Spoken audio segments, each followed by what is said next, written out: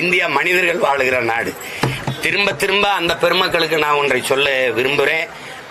பேராசான் உலகத்தில் அவனை போல கல்வியாளன் இல்ல, ஆக சிறந்த கல்வியாளன் உலகம் போற்றுகிற அறிவாசான் அண்ணல் அம்பேத்கர் மொழியை திருப்பி பதிவு பண்றேன். இப்பவும் பதிவு பண்றேன்.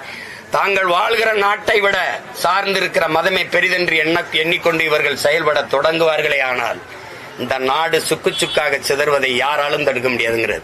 அந்த பெருமக்கள்கிட்ட கேட்கிறேன், மொழி வழியே தேசிய இனங்கள் நிலங்கள்னு பிரிச்சியா, மத வழியே பிரிச்சியா?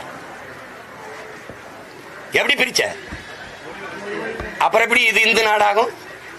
அது கன்னடன் நாடு, அது தெலுங்கன் நாடு, அது மலையாளி நாடு, அது குஜராத்தி நாடு, அது இப்போ பீகாரி நாடு, இது தமிழன் நாடு.